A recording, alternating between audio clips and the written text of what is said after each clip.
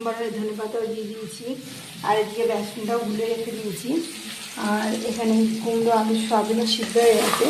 আর এখানে পেঁপের তরকারি করছি, ভালো করে কষিয়ে নেওয়া হয়ে গেছে। চারিদিকে রাখে তেলও ছেড়ে দিয়েছে। আর পরিমাণ মতো আমি জল দিয়ে দেবো, দিয়ে ওই কড়াইতে দেবো। দিয়ে এই কড়াইতে আমি পেঁয়াজি ভেজে তারপরে তরকারি চাপাবো। দেখো পেঁপেটা এই পাতলা, খুব বেশি মশলা দিইনি, অল্প মশলা দিয়ে একদম রান্না। তো দেখতেও কিন্তু খুব সুন্দর এসছে কালারটা। তো চলো এই কড়াইতে ট্রান্সফার করে দিয়ে আমি পেঁয়াজগুলো ভেজে নিই। এখানে পেঁপের তরকারিটা দিয়ে দিয়েছি, ধনেপাতা দিয়েছি এর মধ্যে। আর পেঁয়াজি ভাজবো দেখে কড়াইতে তেলও নিয়ে নিয়েছি আমি। তারপরে এই তরকারিটা করবো, ব্যাস কমপ্লিট হয়ে যাবে। বন্ধুরা, পেঁপের তরকারি হিং সোমবার আর ধনেপাতা দিয়ে হয়ে গেছে। এখানে পেঁয়াজিও ভেজে রেখেছি। আর এখানে চাপিয়েছি কুমড়ো দিয়ে, আলু দিয়ে, আর সোয়াবিনের একটু নতুন রেসিপি। জিরে গুঁড়ো, ধনে গুঁড়ো, লঙ্কার গুঁড়ো, নুন, হলুদ, সামান্য একটু মিষ্টি দিয়ে কিন্তু আমি তরকারিটা চাপিয়েছি। তরকারিটা ভালো করে কষিয়ে নিতে হবে। খুব অল্প তেল মশলা দিয়ে কিন্তু আমি রান্নাটা করছি।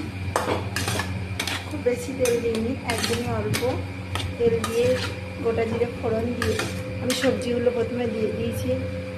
কুমড়ো, আলু আর সয়াবিনটা দিয়ে এবার ভালো করে নেড়ে ছেড়ে কষিয়ে নিচ্ছি 2 থেকে 3 মিনিট ধরে।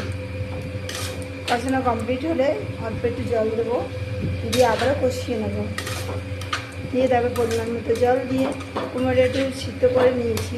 কারণ এখানে কুমড়ো যতই রান্না করি এমনিভাবে কেমন যেন শক্ত শক্ত থাকে, ওই জন্য আমি একটু ভাপিয়ে নিয়েছি। তারা দেখতেও সুন্দর হবে আর খেতেও সুন্দর হবে। আমি আবার একটু জল দিয়ে দেবো, দিয়ে আমি কিন্তু আবার বেশ কিছুক্ষণ ধরে কষিয়ে নেব।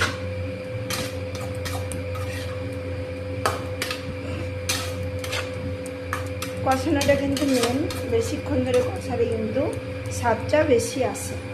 তো চলো ভালো করে কষিয়ে নিই, দিয়ে পরিমাণ মতো জল দিয়ে দিই। তরকারিটা কষানো হয়ে গেছে, পরিমাণ মতো জল দিয়ে দিয়েছি। আর নামাবার আগে একটু গরম মশলা দিয়ে দেবো। হিং দিয়ে রান্নাটা চাপিয়েছি, গরম মশলা দিয়ে রান্নাটা শেষ করব। আর এবার আমি একটু ঢাকা দিয়ে দেবো, যাতে তরকারিটা তাড়াতাড়ি হয়ে যায়। তারপরে গ্যাস পরিষ্কার করা আছে, বাসন মাজা আছে। বাসন আমি তরকারিটা হতে থাকবে, আমি এই কটা বাসন মেজে নেব। আর এগুলো ঢাকা দিয়ে দেবো, ঠান্ডা হয়ে গেছে। আর একটু ঠান্ডা হলে ঢাকা দেবো, তখন একটু খোলাই থাক। কুমড়ো দিয়ে, আলু দিয়ে, সয়াবিনের মাখা মাখা তরকারি হয়ে গেছে। আমি একটু টেস্ট করেও দেখেছি, দারুণ খেতে হয়েছে হিং দিয়ে। আর লাস্টে